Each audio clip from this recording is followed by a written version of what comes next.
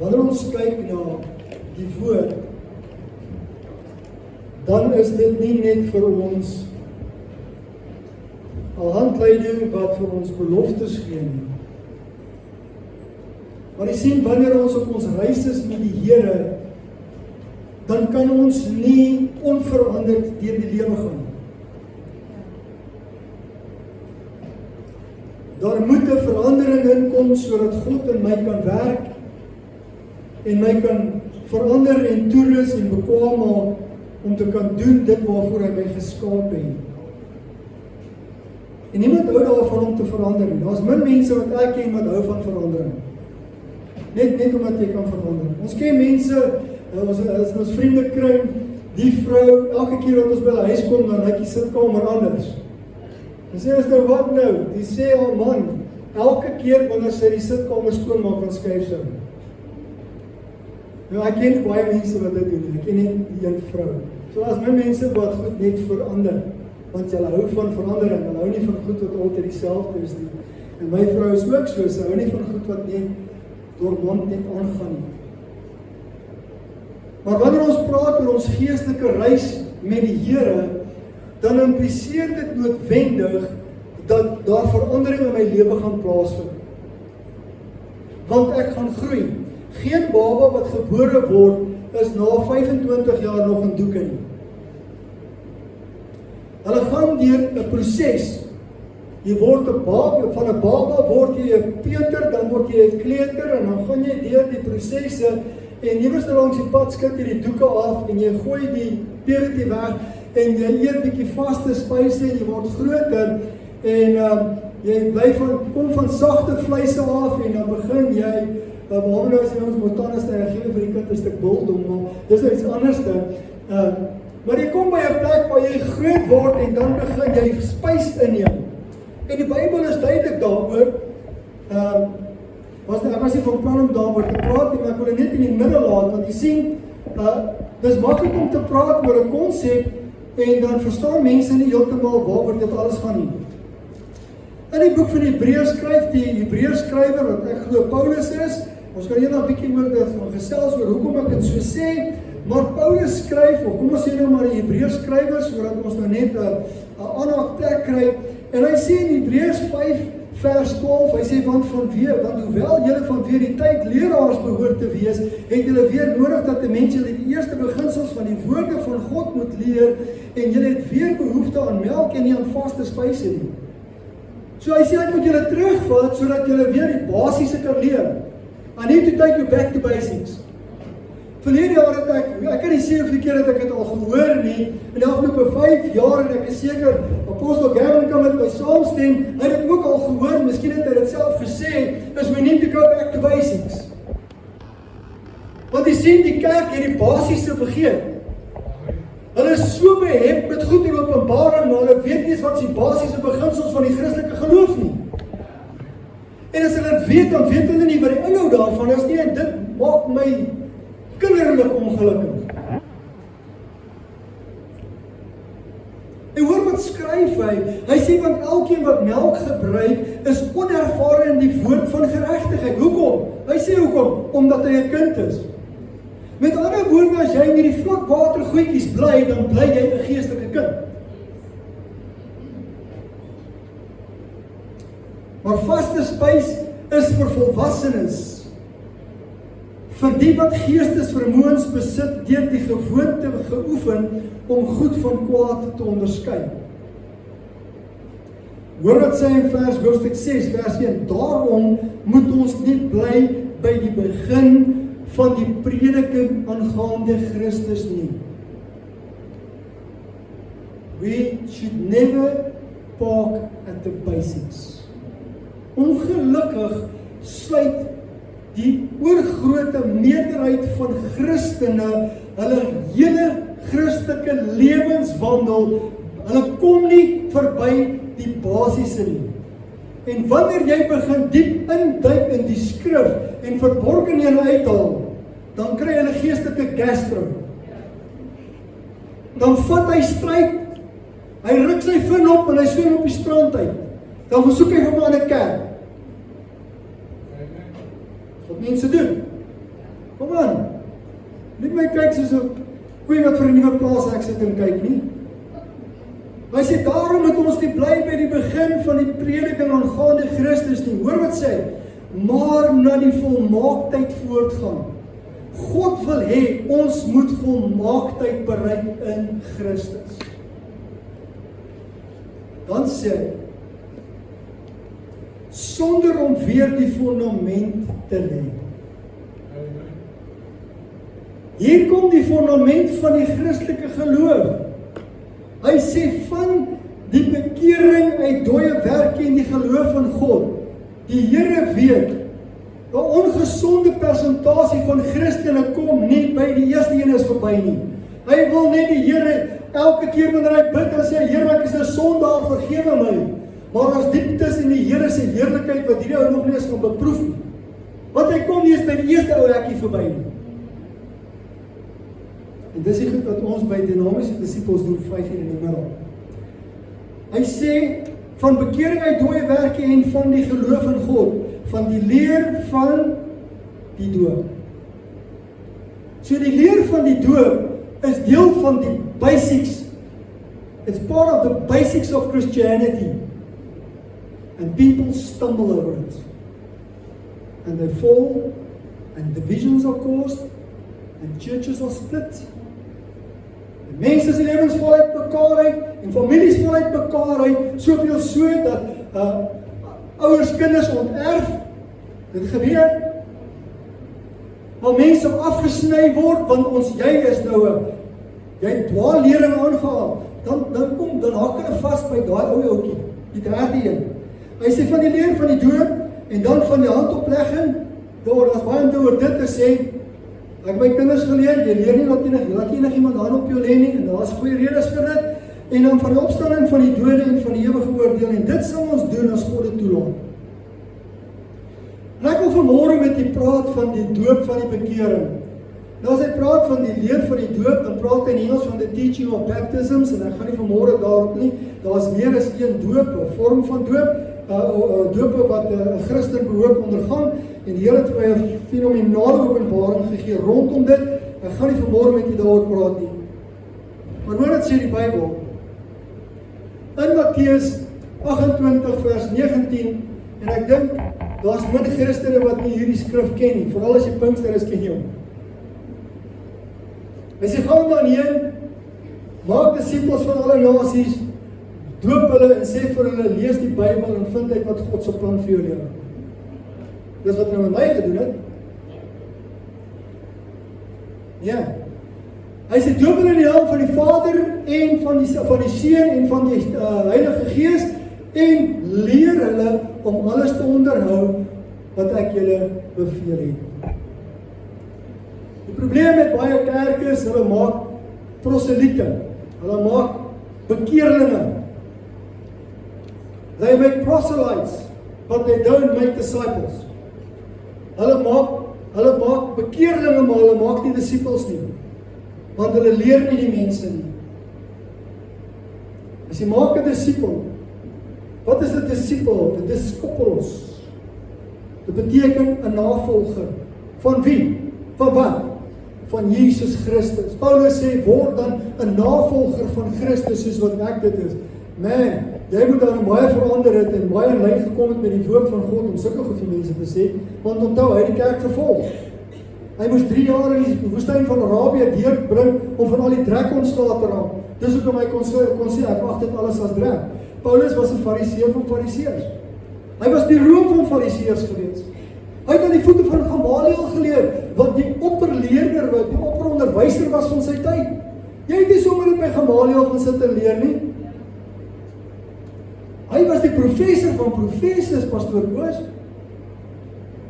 En Paulus het aan sy voete geleer. So hy was 'n uitverkore ouetjie gewees. Maar hy kom by 'n plek waar hy sê, ek leef nie meer nie, maar Christus leef in my. Die lewe wat ek nou leef ek tot eer van God. Ja. Hy sê, ek het alles agtergelaat. Hy het status agtergelaat. Hy het eer agtergelaat. Hy het Daai ou se lewe was gemaak, man.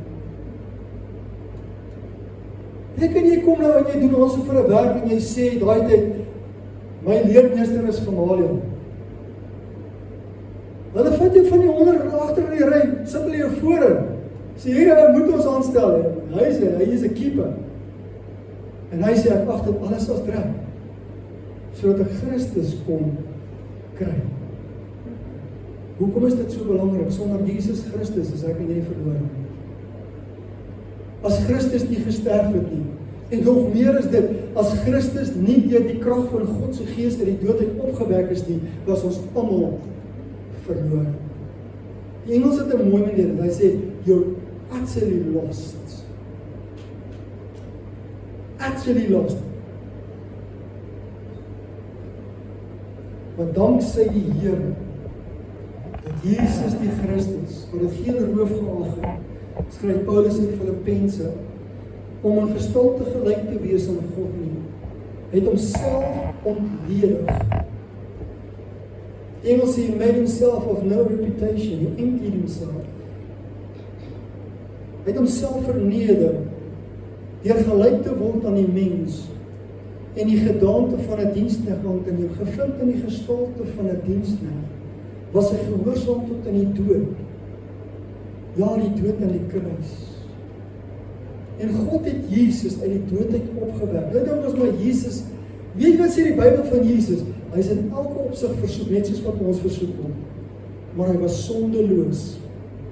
In Romeine sê die Bybel toe ons nog almal gedwaal het soos skape, toe het Christus Jesus op die regte tyd gesterf.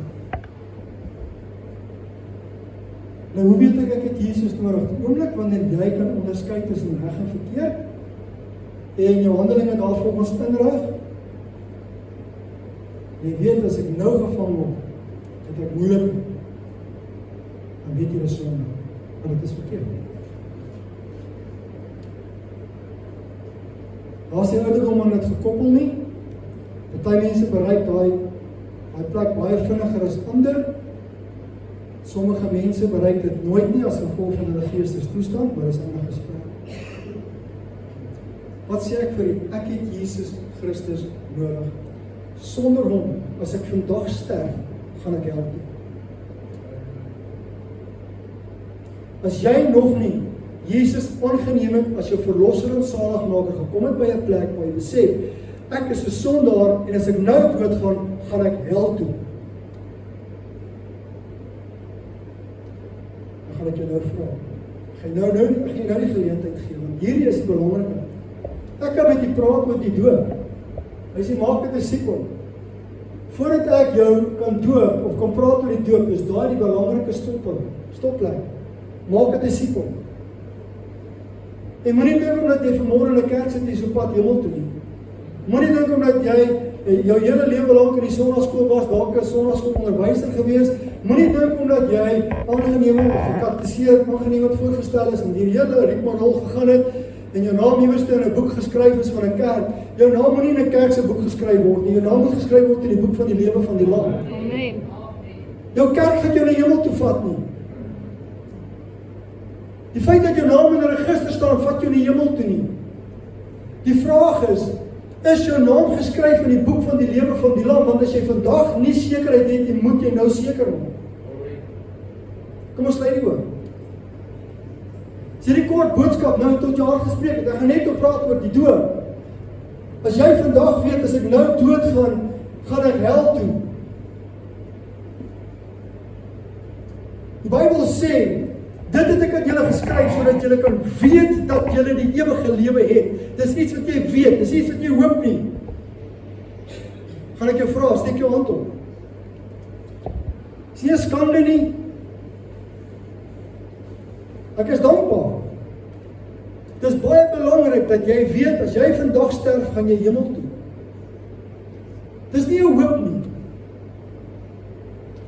Loof die Here, dankie Here. Vader, ek dank U dat almal wat vanmôre hier sit, alreeds gekom het by 'n plek waar hy sê, ek het Jesus aangeneem as my verlosser en my saligmaker. En nou Here, dank ek U dat ek die woord van die Here kan bedien.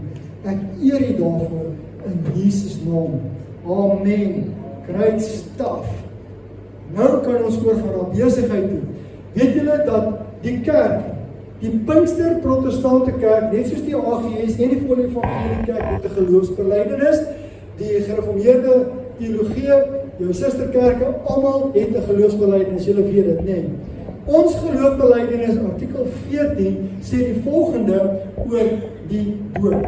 Ons glo dat die Here Jesus Christus 2 sakramente ingestel het, die waterdoop en die Here se avondmaal, en die wat nie weet wat dit is nie, dis die nagmaal, as bewys van gehoorsaamheid en as 'n sigbare getuienis tot die onwrikbare feit van die Christelike geloof. Die eerste een is dat die doop geskied deur onderdompeling van die gelowige in water as belydenis van sy eenwording met Christus. Hierdie is kernwoord iets. Dit is Engelse sal sê, this is jam-packed with explosive words. As belydenis van sy eenwording met Christus se dood en opstanding. Onthou dit. Nou eenwording met Christus se dood en opstanding, en dan die tweede ene gaan oor die avondmaal, en dat die Here se avondmaal, die deelname aan die brood en wyn simbolies is, aan die verlosser se gebroke liggaam en gestorte bloed ter nagedagtenis aan sy offerdood totdat hy kom. Jesus kom weer. En wanneer hy terugkom, is die vraag, is jy gereed?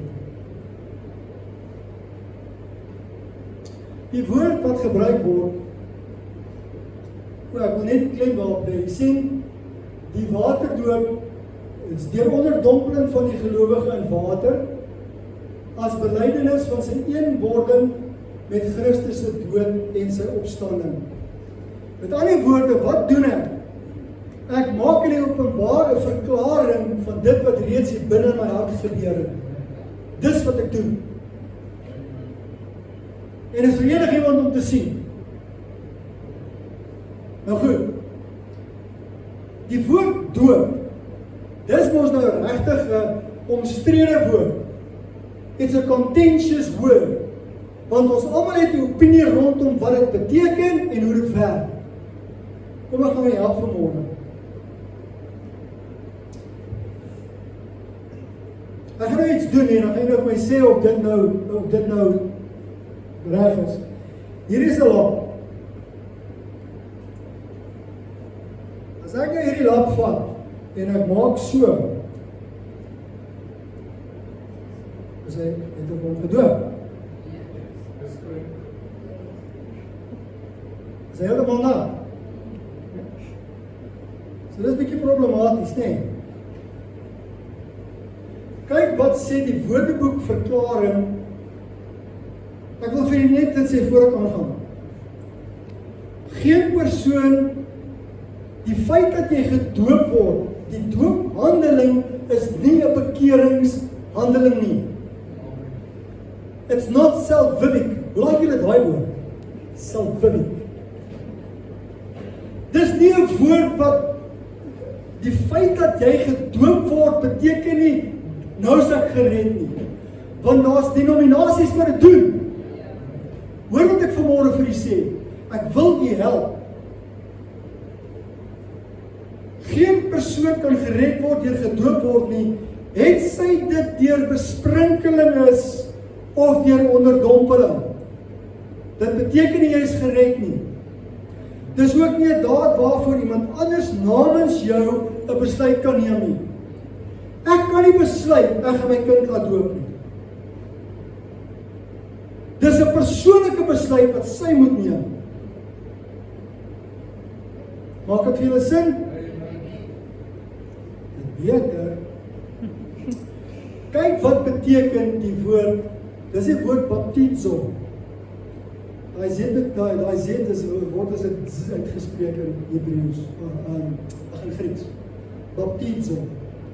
En hierdie kom van Thayer's definition. Thayer is 'n woordeboek, 'n Bybelwoordeboek. Hy sê to dip repeatedly, to immerse, to submerge of Dan sê in hakies om het te verduidelik of vessels sunk. Nou kan jy maar gaan dink, né? 'n duikboot is 'n Engels is 'n submarine. Sub beteken below of beneath. Marine is die see, né? So it's under the sea. So mense dit so basies kan vertaal. Submarine. En dis waar die woord submerge kom daar te sprake.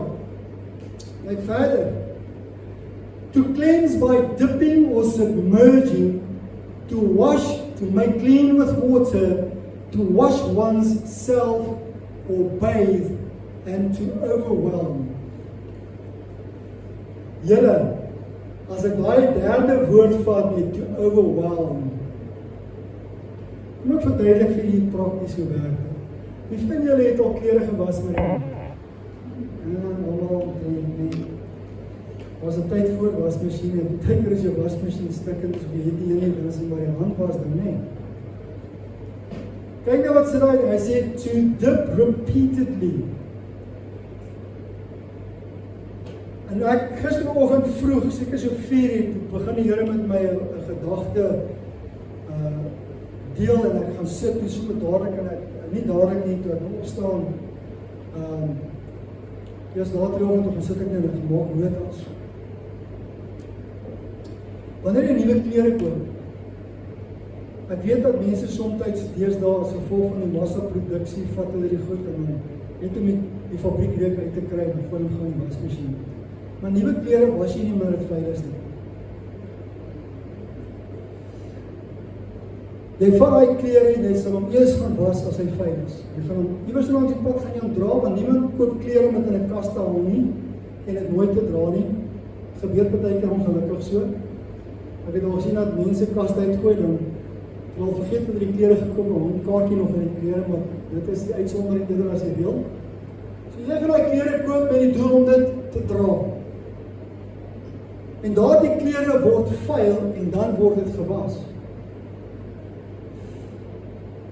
Ek vat nie daai klere en ek dra dit dan gaan ek nou net daar 'n kolletjie daar, ek weet nie wat jy maak met die sweet nie, en dan is 'n bietjie hierso, weet nie. Jy doen dit nie. Jy gaan daai klere was. Jy gaan hom in die water indruk. Dan sit ek so 'n bietjie en dink, daar's 'n tyd, ek weet nie van die manne, ouer manne sal nou weet, kerkpakke. Het hulle altyd dan, was altyd benzien, né? Ja, ek dink al lag almal wat dag weet waarvan ek praat. En dan, as daai kerkpakke merkie op het, dan benzien omgegaan. As jy my glo, daar's benzien onder daai tafel, ek het dit saamgebring, maar dit was nog gom afstand. Maar dis nie die reël nie. Jou klere word gewas. En net so, hierdie was vir my nog 'n magtige openbaring. Nou vat jy hierdie klere, nou vat jy hom nou was en dan gaan jy hom was. Hy moet ingedruk word. Toe, wat sê hy, toe, dip, repeatedly. Want as jy jou klere was, dan skop jy so 'n bietjie, dan haal jy hom uit, dan kyk jy, dan gaan hy weer na, as nog 'n merkie. Ja, nog 'n merkie, tot hy skoon is. Net so,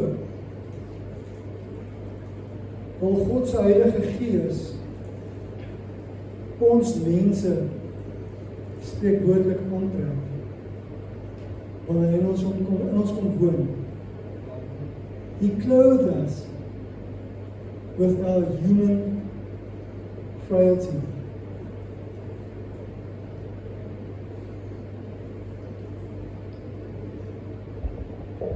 Daar bestaan nie, daar's geen sprake daarvan dat ek sê, ek is gedoop, want kyk, ons gaan net nou gou die skrif kyk, wat sê, jy is in sy dood, jy's begrawe in Christus.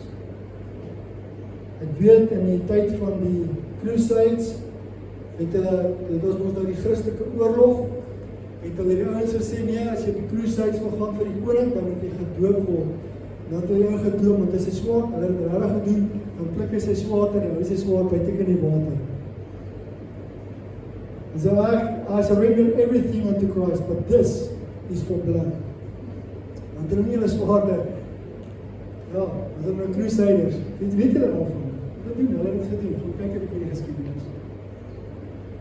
Nou is die vraag is, wie moet gedoop word? As ek sê ons praat van doop, wie moet gedoop word?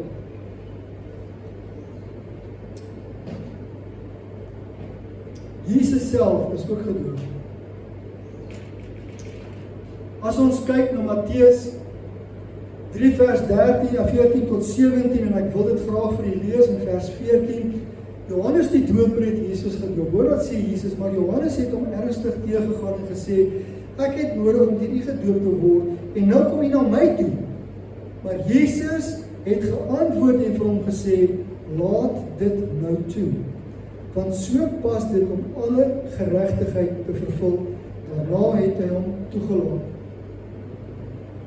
Nadat Jesus gedoop is, het beide God die Vader en die Heilige Gees hulle stempel van goedkeuring daarop verleen. Hoekom sê ek dit? Wat vers 16 sê, en nadat Jesus gedoop was, hoor wat sê hierdie gedeelte, hy sê, het hy dadelik uit die water opgeklim,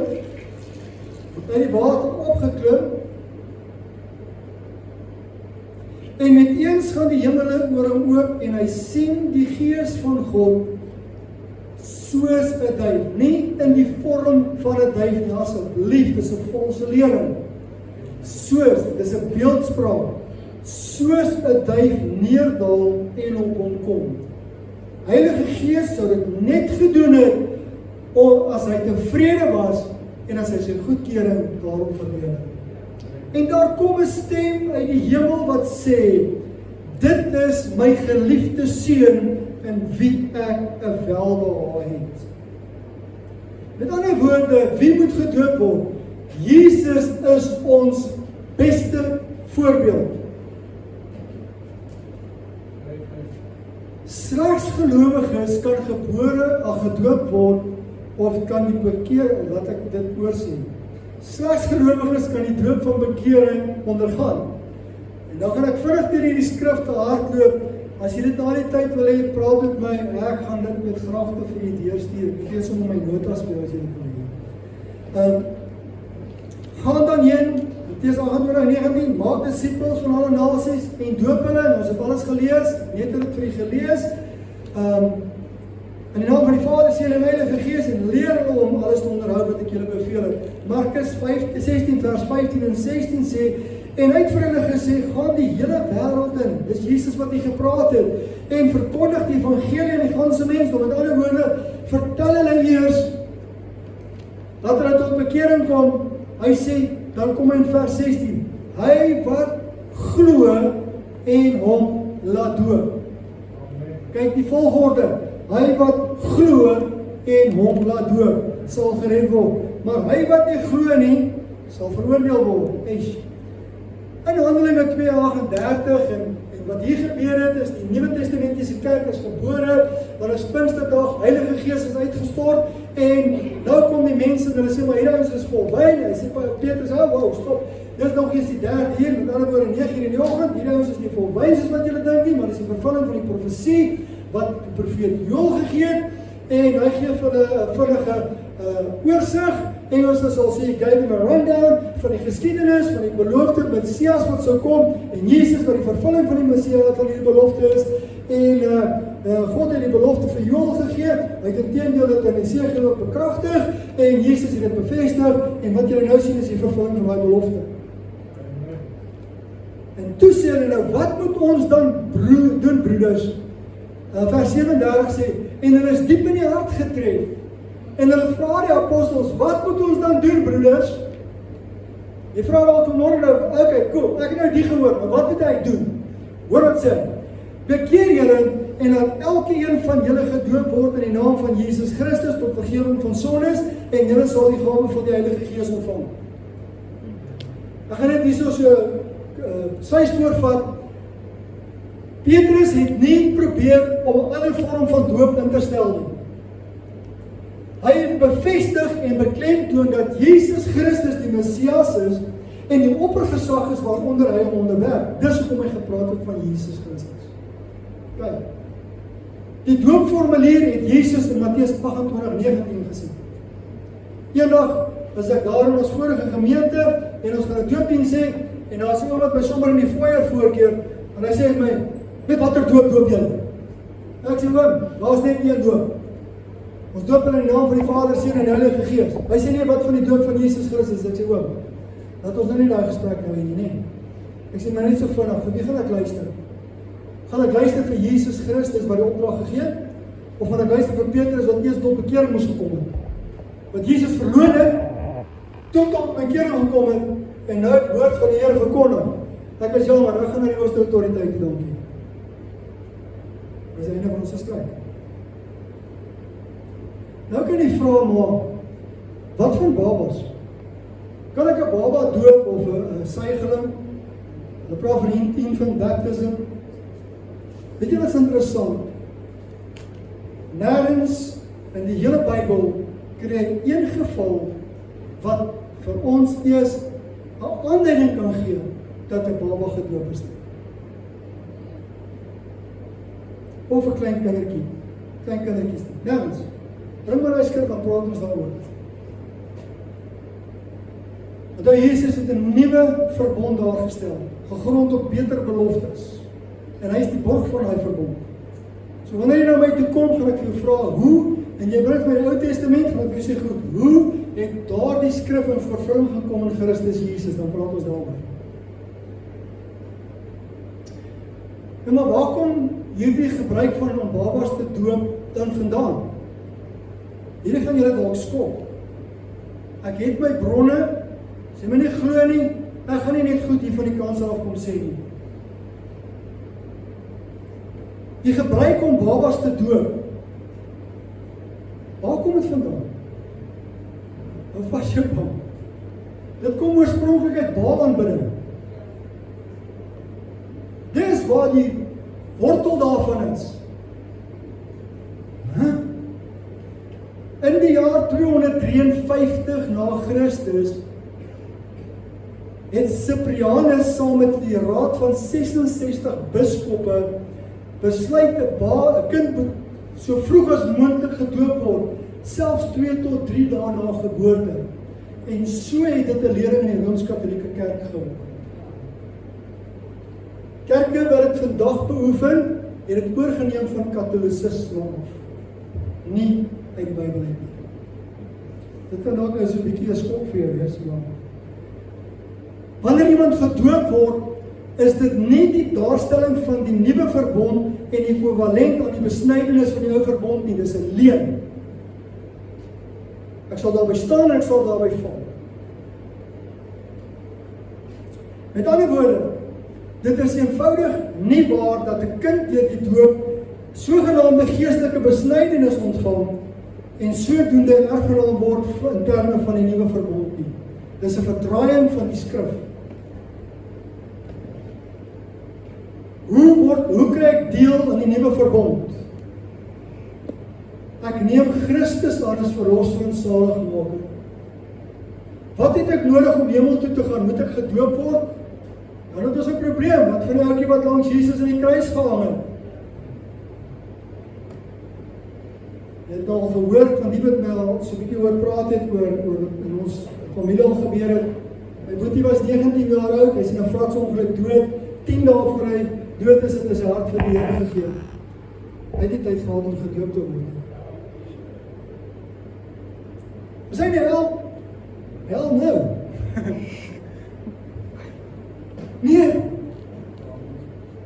Want ons saligheid is nie afhanklik van Jesus plus nog iets nie. Amen. Dan raak dit werklike geregtigheid en dis 'n ewel en dis 'n onding wat in die kerkewêreld sy kop uitgesteek het. Jy het nodig om jou te wedergeboorte. Jesus praat met Nikodemus en hy sê vir hom jy moet deur water en gees gebore word in Johannes 3 vers 5. In 3 vers 3 sê hy sê as jy nie gebore word, weergebore word, jy kan in die koninkryk van God nie sien nie.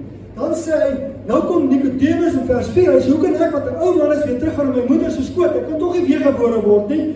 En Jesus sê vir hom in vers 5, hy sê, voorwaar ek sê vir jou, as iemand nie uit water en uit gees gebore word nie, kan hy die koninkryk van God nie ingaan nie. You cannot enter the kingdom of heaven if you have not been born by water and spirit. Hoe gebeur dit? Die watergeboorte is die maklike deel. Dis was toe almal bly was toe jy in die lewe gekom het, want jy is uiteindelik gebore, mamma is baie tevrede. Die waters breek en jy kom deur die geboortekanaal, dis die geboorte deur water. Die geboorte deur gees is 'n besluit wat ek en jy moet neem. So daai ding wat mense sê, jy kan dit nie doen nie. Jy kan dit nie doen nie. So jy word nie 'n deel 'n verbondskind omdat jy nou iemand besluit het jy moet nou gedoop word op 'n manier wat hulle dink paslik is nie. Weet jy wat sê Matteus 19 vers 13 tot 15, dis die enigste verwysing wat ons vind na kinders en wat Jesus se houding was teenoor kinders. Toe die disippels na Jesus toe kom en hulle sê, hey, los Jesus uit, hy het nie tyd vir die goed nie. Sê die Bybel, maar Jesus sê, laat die kindertjies staan en verhinder hulle nie om na my toe te kom nie, want aan sulkes behoort die koninkryk van God. Hulle het nog nie die plek bereik waar as hulle verkeerd doen, dat hulle hel toe sal gaan nie.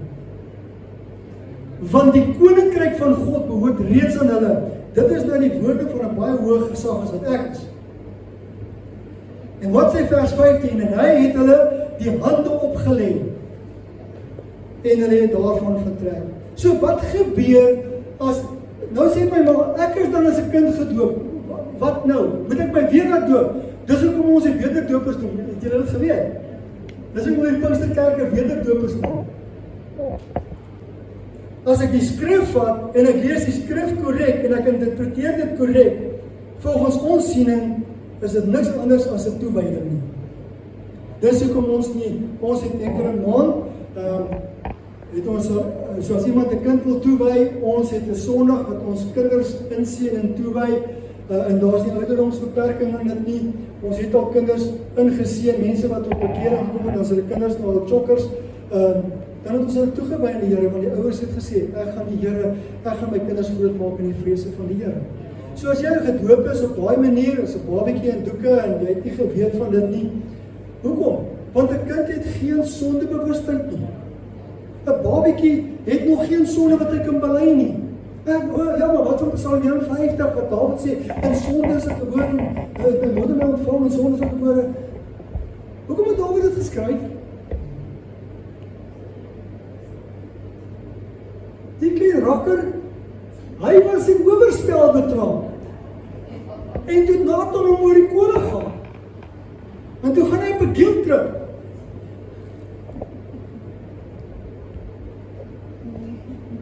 Nou wil hy net so wat, Here, maar kyk nou net hoe diep gaan haal ek my verkeerdheid. Nou as kerke wat hulle leringe op dit bou. Terwyl Jesus sê ek het hy is die nuwe en lewende weg. Die skrif sê dat Jesus sê dit self nie. Hy sê wel ek is die weg, die waarheid en die lewe. Nou is daar 'n vraag wat natuurlik ontstaan is, ek is al gedoop. Kan ek my laat herdoop? Ek het so 'n geval gehad in die vorige gemeente waar ons was, toe sê ek wel, kom ons gaan kyk daarna. Ek sê toe vir die persoon, ek sê, was jy ernstig geweest op die, moenie nou terugkyk hoe dit daai tyd was nie, maar ek dink ek kyk nou terug oor tyd. En ek sê vir hierdie ou, ek sê vir hom, toe jy daardie tyd jouself laat doop het, was jy ernstig met die Here? En hy sê vir my ja. Ek sê as jy vir my kom sê, want hy het gesê nee, hy is geboelie, hulle het hom verplig om te laat doop, sy pa het hom gestoomroller en wat. Ek sê, dit is reg. Ek sê, ons kan jou laat weet doop, maar dan gaan jy voor die kerk staan, jy gaan voor die hele gemeente openbare belydenis maak, dat jy gelieg het die eerste keer toe jy gedoop is, dat jy nie werklik dit geglo het nie, en jy beskou dit as 'n sonde en jy bely dit voor God en die hele gemeente. Want jy het voor die hele gemeente gesê, ek het my hart vir die Here gegee, en ek is oortuig daarvan dat ek myself moet doen. Ja, dat was die einde van die gesprek. Maar nou goed, wat sê Kolossense 2? Luister mooi wat sê Kolossense 2, hy sê, omdat julle saam met hom begrawe is in die dood. Wat? Omdat ek saam met hom begrawe is. Ek dink ons almal was al by 'n begrafenis, nê? Nou maak dit skielik sin. Jy sien, vat 'n konsep uit die kerk uit, dan verstaan almal dit. Bring hom in die kerk en kyk hulle almal vir jou. Ek kan nie glo jy praat nie. Hy sê, omdat julle saam met hom begrawe is in die dood, waarin julle ook opgewek is deur die geloof in die werking van God, wat hom uit die dode uit opgewek het. Die werking van God is die werk van die Heilige Gees. Want Jesus Christus is deur die krag van God se Heilige Gees uit die dood uit opgewek. In die 83 vertaling, ek het nog heeltyd vir die 53 gelees, 83 sê, dit het by die doop gebeur, deurdat julle toe saam met hom begrawe is. Vir die ouens wat sê, die ou vertaling is argaïs. Die Nuwe Lewende vertaling sê, toe julle gedoop is julle saam met Christus begrawe. As jy jouself al reeds laat doop het, dan is jy reeds begrawe. Mens haal ons nie nou, jy gaan ons nou nie iemand uit die graf uithaal en sê, ek voel julle het hier nou verkeerd begrawe nie. Ons het hom van vooraf weer begrawe. Jy doen dit mos nie, wys my waar, dit het nog nooit gebeur nie. Ja, ek voel nie, daai kus moes bietjie 'n halwe tree die kant toe gegaan het. Ja.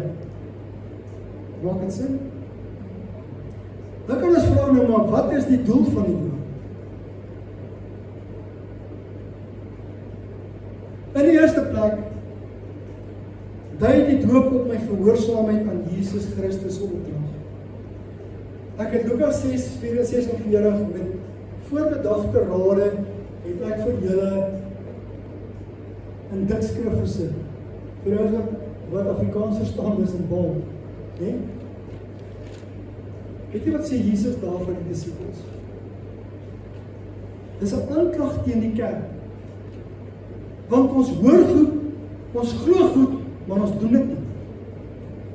Hy sê, en wat noem julle my Here, Here, en julle doen nie wat ek sê nie. Wat is Jesus gesê? Gaan jy, maak disippels, doop hulle en leer hulle. Nee, ek sê, okay, ek moet eers 'n paar goed in my lewe reg kry. Ek moet eers op 'n vloek. Ek moet eers op 'n rook en dan sal ek my laat doop. Ek het nou nog met iemand gepraat. Was dit sigarette? Toe hy gedoop is. En laat hom doop. En toe hy die doopwater het opstaan, toe die Here hom verlos van sigarette.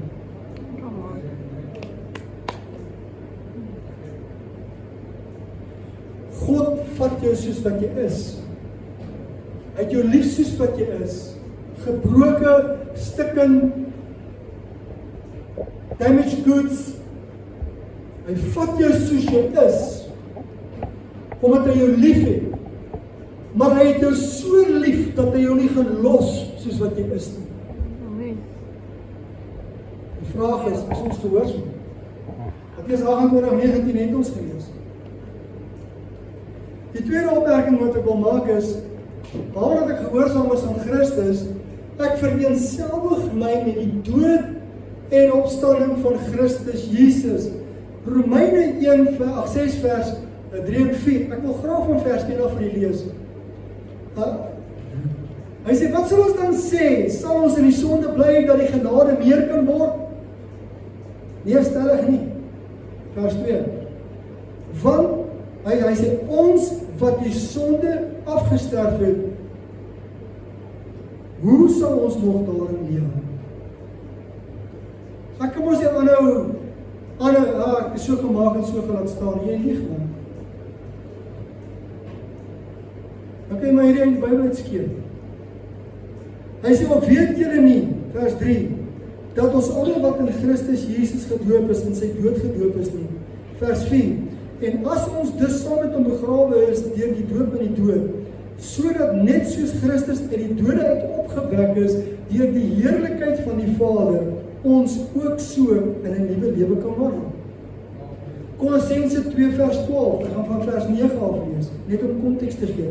Want in hom woon al die volheid van die Godheid liggaamlik, en julle het die volheid van hom wat die hoof is van alle owerhede en mag, in wie julle ook besny is met 'n besnydenis wat nie met hande verrig word nie, deur die liggaam van die sondige vlees af te lê in die besnydenis van Christus. Dit is 'n baie tegniese gesprek hierdie, want dit is nie die fokus nie. Dan sê hy vers 12, omdat julle saam met hom begrawe is in die doop, waarin julle ook saam opgewek is deur die geloof in die werking van God wat hom uit die dode het opgewek het. Die 83 vertaling sê van hierdie laaste vers dat dit het by die doop gebeur deurdat julle toe saam met hom begrawe is. Nuwe lewe weer. Toe julle gedoop is julle saam met Christus begrawe. En hier kom die derde rede en ek dink hierdie, ek sê dit by elke doopdiens. Die belofte van generasies. Ek noem dit die belofte van generasies. Ek kan staan op die belofte van generasies. Hoekom? Onthou toe hulle vir Petrus vra, wat moet ons dan doen, broeders? Hy sê, bekeer julle. Mooi, bekeer jou eers en laat jou doop. Jy laat jy nie doop en dan word jy bekeer nie. Daai kom. Orde is belangrik in die Bybel. Bekeer jou, laat jou doop en dan gaan hy aan. In die naam van die Here Jesus Christus tot vergifnis van sondes en julle sal die gawe van die Heilige Gees ontvang. Vers 39 is ek inderdaad geskryf het. Hy sê, want hierdie belofte kom julle toe. Hoor mooi. Hierdie belofte kom julle toe. En julle kinders. En aan almal wat daar ver is. Generasies wat nog nie eens op die horison is. Dis die belofte van generasies. As ek my bekeer het en ek het my laat doop, dan kan ek op hierdie beloftes gaan staan en sê, Here, U het gesê as ek gehoorsaam is en ek laat my doop, dan kan ek op hierdie beloftes staan. Sommige mense is gelukkig, soos Cornelius se huishouding, terwyl Petrus nog die woord bedien, doop die Here met die Heilige Gees. Toe is dit eers daarna gedoen. As ouens wat sê, ja, maar die kinders, hy sê die hele huishouding, jy lees nergens dan op kinders was. Moet nie goed in die skrif lees wat hier staan. Dan kry jy ouens wat hulle word gedoop en as hy die water uitkom, dan doop hy met die Heilige Gees. So met Jesus gebeur. Dit met baie mense ongedoop. En dan kry jy ouens wat, soos ek, wat gedoop is en eers seker 4 jaar later dat die Here regtig met 'n onverdeelde hart begin soek het. En hy self op 'n Dinsdag aan. Kom, doop die Here met die Heilige Gees. Praat gister. Kan ek maar vir hulle sê vir haar nie. Hy kom by, hy is 17 jaar oud. Hy is nie meer nie, maar hy was daai nie. Hy is 17 jaar oud en die jong mense in die kerk kom by mekaar en hulle bid. En hy sê hy kom daar maar nie maar dis. Loop hy daar in die kerk en toe hy in die kerk instap boem, toe doop hy hom met die Heilige Gees. Hy sê hy staan daar neer velle, Oppers, ek mag dit sien. Dan ons 'n geloof wat 'n plek se kom te bid, stap hulle kop op nie. Dis niks so wat plek se kom te bid. Wanneer? Nou lê hy daar vir weet nie hoe lank nie. En toe hy tot verhaal kom sê wat het nou gebeur? Sê hy is gedoop met die Heilige Gees. Wat's dit? Ja nie. Hy sê hy kom, hy staan in stort. Daar in die badkamer en toe hy buite kom, hier staan sy ma en sy boeties en sussie, hulle almal staan op hulle knieë voor die badkamer sit. Hy sê, "Wat gaan met julle aan?" Hulle sê, "Nee, toe die heerlikheid van die Here oor daai huis vaardig geraak, oor hom wat gedoop is met die Heilige Gees." Hulle sê, "Jy daar in die stort die hele tyd in tale gesing?" Hy het in tale gesing. Hy sê, "Ek weet niks van dit nie." Ek het lekker gestorm.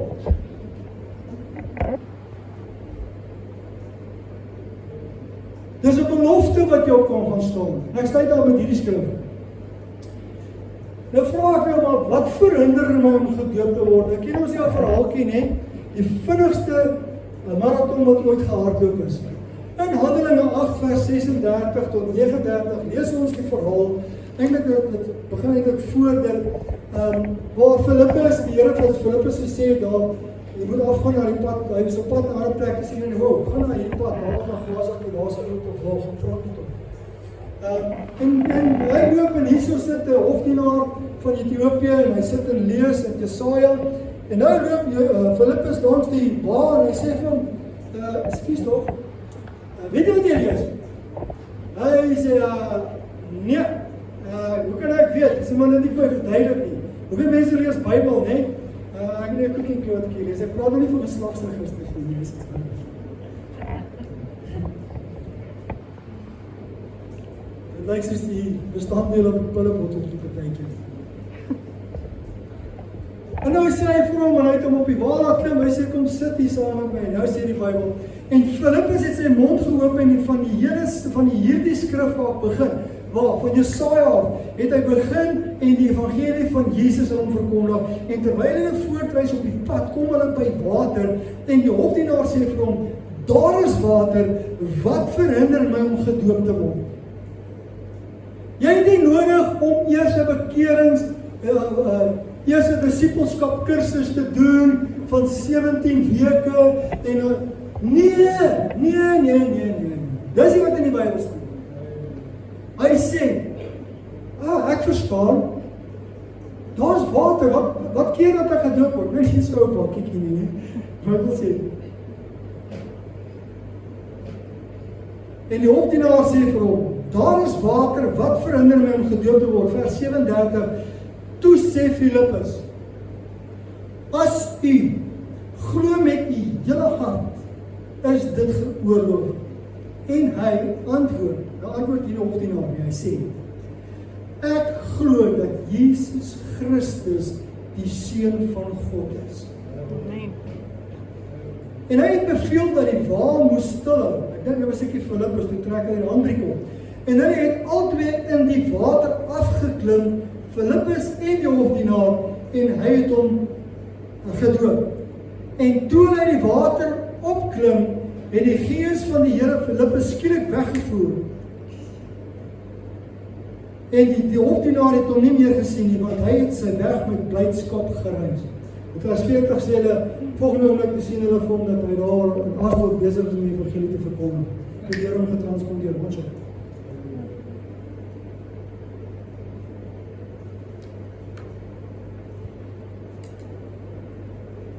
Wat verhinder my om gedoop te word?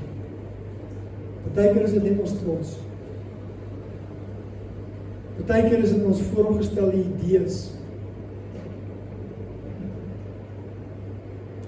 Partykeer wil ons onsself wys maak, ek is okay.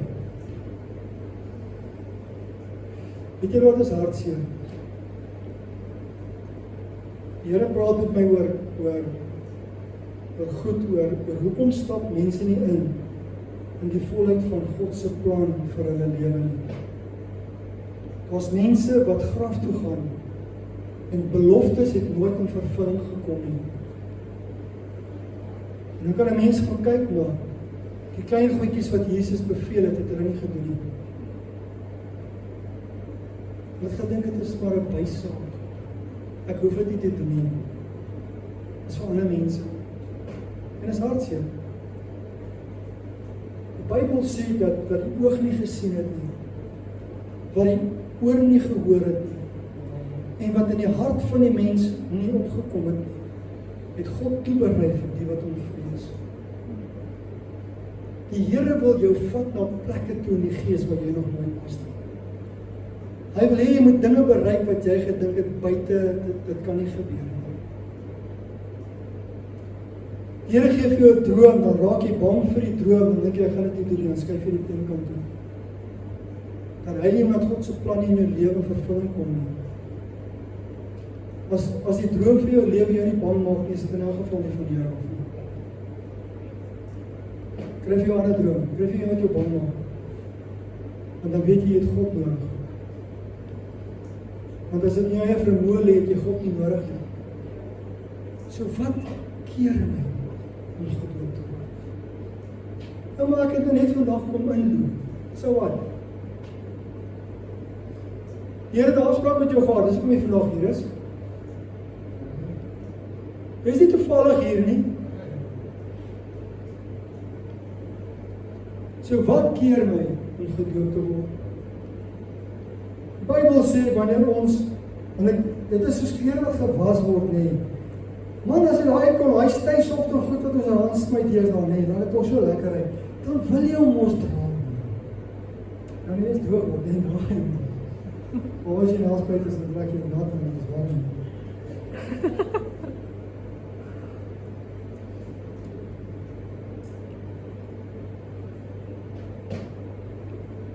God soek kanale waarin hy kan werk en deur wie hy kan werk. Maar hy moet ons met gehoorsaam wees. As jy van hierdie video gehou het, druk die like en subscribe knoppie en lui die klokkie om op hoogte gehou te word van 'n volgende video plasing. Die Here seën.